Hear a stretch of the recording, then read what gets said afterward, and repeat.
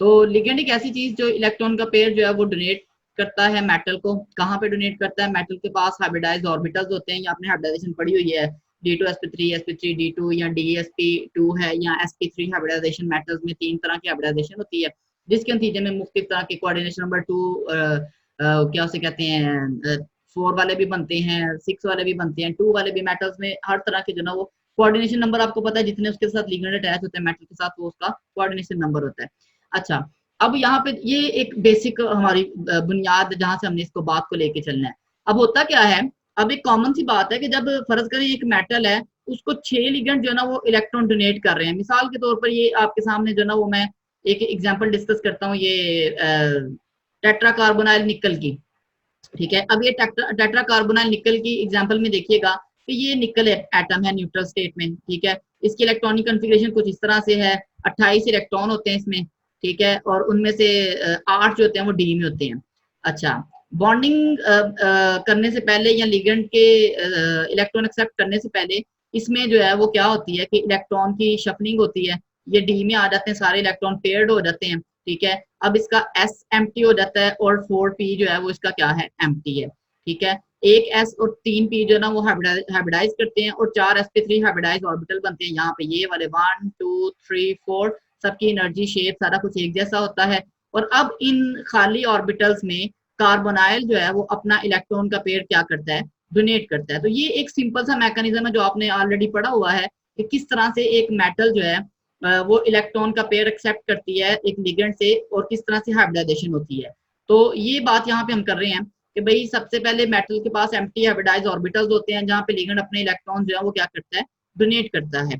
ठीक है, अब अच्छा, अब होता क्या है कि जब मेटल है, अब ये मिसाल के तौर पर यहाँ पे देखिए निकल है, जीरो ऑक्सीडेशन स्टेट है, कोई उस पर चार्ज नहीं है। सही है, अब ये मेटल जो है वो 4 इलेक्ट्रॉन के पेयर एक्सेप्ट कर रहा है कार्बोनाइल से, मतलब उसके अंदर 8 इलेक्ट्रॉन आ रहे हैं कोऑर्डिनेट कोवलेंट बॉन्ड के थ्रू। जब 8 इलेक्ट्रॉन आ रहे हैं ना, तो जाहिर है कि इतने इलेक्ट्रॉन आने से, इलेक्ट्रॉन का पेयर एक्सेप्ट करने से उसके ऊपर एक नेट नेगेटिव चार्ज अकेमुलेट हो जाता है। देखिए ना, मेटल के ऊपर अपना तो कोई चार्ज नहीं है, उसकी ऑक्सीजन स्टेट 0 है, लेकिन बाहर से 8 इलेक्ट्रॉन आने से क्या होगा कि मेटल के ऊपर इलेक्ट्रॉन की डेंसिटी पहले की निस्बत बढ़ जाएगी। ठीक है, अब मेटल के ऊपर इलेक्ट्रॉन की डेंसिटी बढ़ने से क्या होगा कि मेटल के अंदर इलेक्ट्रॉन डोनेट करने की एबिलिटी आ जाएगी। देखिए, जो इलेक्ट्रॉन डोनेट करने की एबिलिटी है वो किस वजह से आती है, यहाँ तो लॉन पेयर पड़ा हो आपके पास, दूसरी चीज कि आपके पास एबिलिटी हो, एक्सेस हो, वो फालतू हो लॉन पेयर। ये नहीं कि आपके पास अपनी इलेक्ट्रॉन की कमी है और आप उसको डोनेट नहीं कर सकते।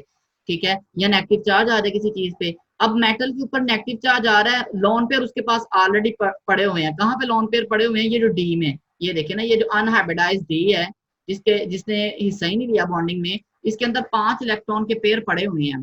ठीक है, जो वो 3D में, 3p में भी पड़े हुए हैं, 3 उसमें भी एस में, लेकिन खैर वो इनर में चला जाता है। ये 3D की बात करते हैं। तो यहाँ पे उसके पास इलेक्ट्रॉन के पेयर भी अवेलेबल है और उसके ऊपर नेगेटिव चार्ज भी आ गया। इन दोनों चीजों का इफेक्ट क्या होता है कि मेटल के अंदर इलेक्ट्रॉन्स को डोनेट करने की एबिलिटी आ जाती है। पहले वो खुद ले रहा है, क्यों? क्योंकि उसके अंदर एम्प्टी 4s4p थे, उसने उनको अवेलेबल करवाया और वहां पे लिगेंड ने अपने इलेक्ट्रॉन डोनेट किए। अब क्या हो रहा है कि मेटल के अंदर इलेक्ट्रॉन डोनेट करने की एबिलिटी आ रही है। ठीक है, अब वो डोनेट करना चाहता है इलेक्ट्रॉन, लेकिन वो कहाँ करेगा?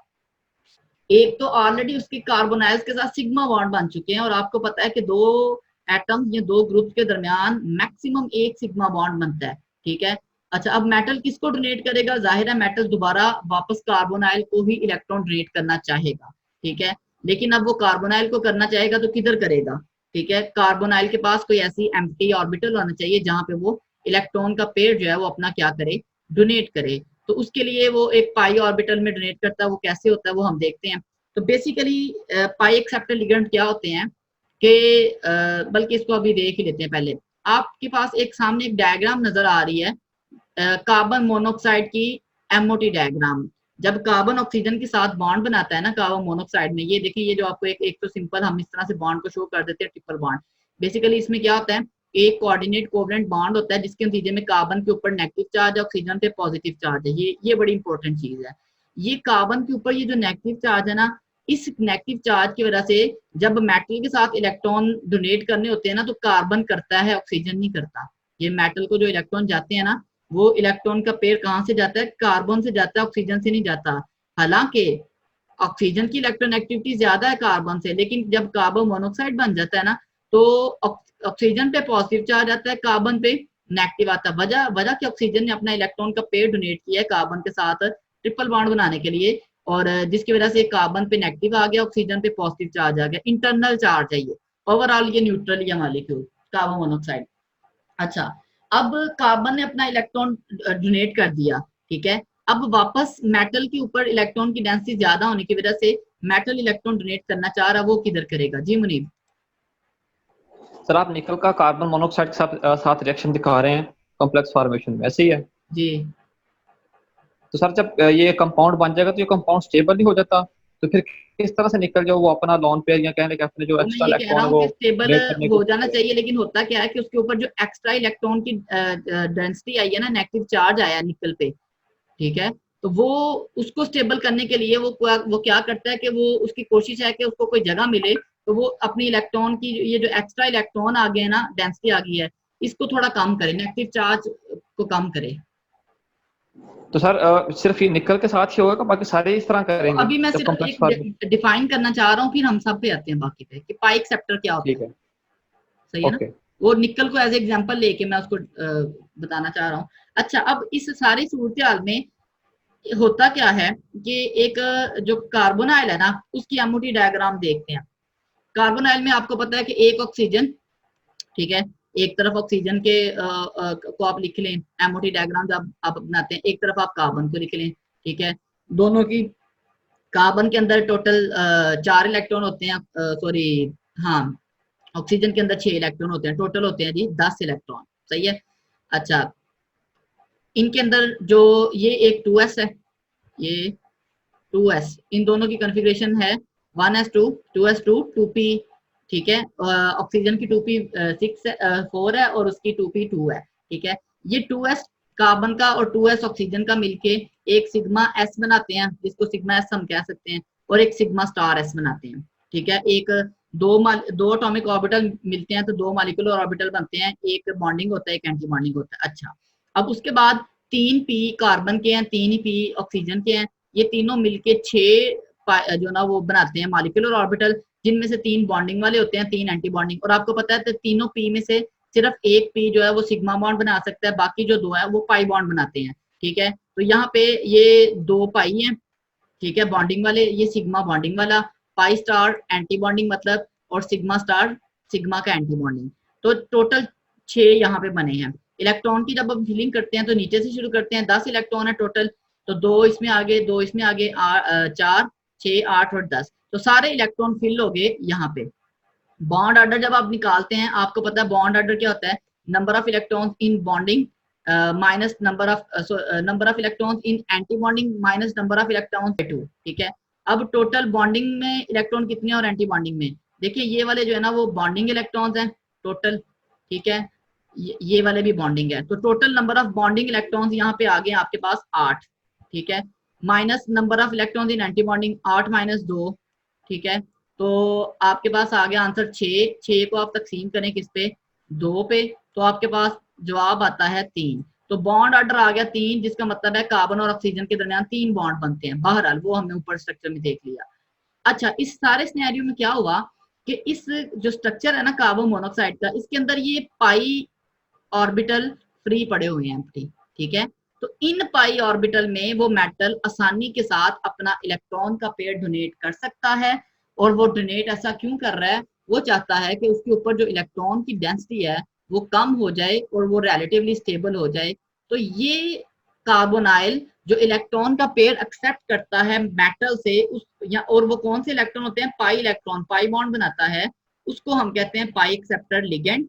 और इस फिनोमिना को हम कहते हैं बैक डोनेशन। बैक डोनेशन से मुराद क्या है कि भाई लिगेंड ने इलेक्ट्रॉन का पेयर डोनेट किया, जिसके बदले में मेटल के ऊपर नेगेटिव चार्ज आया, और मेटल ने क्या किया, वापस लिगेंड को अपने पाई जो ना इलेक्ट्रॉन का पेयर डोनेट किया, लेकिन पाई बॉन्ड की शक्ल में, जिसकी वजह से हम इसको बैक डोनेशन कहते हैं, और इसको हम कहते हैं पाई इलेक्ट्रॉन, पाई एक्सेप्टर लिगेंड। इसके लिए जरूरी है 2-3 चीजें। नंबर 1 कि ये है कि इलेक्ट्रॉन डेंसिटी, हाँ, इस तरह करने से उसकी इलेक्ट्रॉन डेंसिटी कम हो जाती है। हाँ, इसके लिए जरूरी है कि लिगेंड्स के अंदर एम्प्टी ऑर्बिटल हो, ठीक है, अप्रोप्रिएट सिमेट्री। सिमेट्री से मुराद आपको पता क्या होता है कि एक्सिस, सही है ना, कि मिसाल के तौर पर यहाँ पे जो पाई अवेलेबल है, ऊपर आपने ये वाले देखे हैं, ये पाई जो है वो एक्स और वाई होंगे, वो वाई और जी होंगे, ठीक है। अगर हम एक्स एक्सिस को कंसीडर करते हैं मॉलिक्यूलर एक्सिस, तो वाई और जी वाले जो है ना वो पाई होंगे। तो इसका मतलब ये है कि जो मेटल है जो बैक डोनेशन करना चाह रहा है, जो पाई इलेक्ट्रॉन डोनेट करना चाह रहा है इसको, उस उसका भी जो पाई होगा ना वो कौन सा होना चाहिए, वो भी एक्स और वाई होना चाहिए, ठीक है, तो एक्स सॉरी वाई और जी होना चाहिए। तो अगर आप देखते हैं ये जो आपको नजर आ रहा है कॉन्फ़िगरेशन डी में, डी के 5 ऑर्बिटल होते हैं, D X square Y square D Z square, और बाकी D X Y D Y Z D X Z होते हैं। तो इनमें से जो पहले दो हैं D X square Y square और डी जी स्क्वायर, ये इनकी मदद में से बल्कि डी जी स्क्वायर का इलेक्ट्रॉन जो ना वो आसानी से डोनेट कर सकता है पाई स्टार जी में, ठीक है। तो इस सारे प्रोसेस में ओवरऑल क्या हुआ कि इलेक्ट्रॉन की डोनेशन मेटल से लिगेंड की तरफ होती है, जिसको हम कहते हैं, ऐसे लिगेंड को हम कहते हैं पाई एक्सेप्टर लिगेंड, ठीक है। तो उसके नतीजे में क्या होता है कि बॉन्ड ऑर्डर बढ़ जाता है लिगेंड और मेटल के दरमियान। हाँ जी, अच्छा, तो ये खैर, तो ये एक सिंपल सी डेफिनेशन थी पाई एक्सेप्टर लिगेंड की, कि पाई एक्सेप्टर लिगेंड वो होते हैं जो मेटल से पाई इलेक्ट्रॉन एक्सेप्ट करते हैं, और इनके दो तीन हैं, इनमें कार्बन मोनोऑक्साइड आ जाता है, साइनाइड है, ये नाइट्रोसाइल है, NO पॉजिटिव, ये तीनों आइसो इलेक्ट्रॉनिक, या मतलब इनमें इलेक्ट्रॉन्स की तादाद सेम है, तीनों की एमओटी डायग्राम यही बनती है। लेकिन इन तीनों की जो एबिलिटी है ना पाई एक्सेप्टर के तौर पे काम करने की, वो डिफरेंट है। सबसे ज्यादा पाई एक्सेप्टर के तौर पे जो ना वो स्ट्रॉन्ग होता है पाई एक्सेप्टर, वो NO पॉजिटिव है। वजह, इसके ऊपर पॉजिटिव चार्ज है, ठीक है, ये मेटल से ज्यादा इलेक्ट्रॉन की डेंसिटी अपनी तरफ खींच सकता है। उससे कम जो है वो होता है कार्बोनाइल, ठीक है, न्यूट्रल है, ठीक है, और इससे सबसे कम जो है वो होता है ये वाला साइनाइड। वजह, साइनाइड पे ऑलरेडी नेगेटिव चार्ज है, ठीक है, तो नेगेटिव मेटल से ये नेगेटिव लेने में इतना ज्यादा इंटरेस्टेड नहीं होगा, ठीक है, जिसकी वजह से जो ना वो हम कहते हैं कि भाई इनकी जो ना वो एज ए पाई एक्सेप्टर काम करने की जो ना वो एबिलिटी डिफरेंट होती है। बहरहाल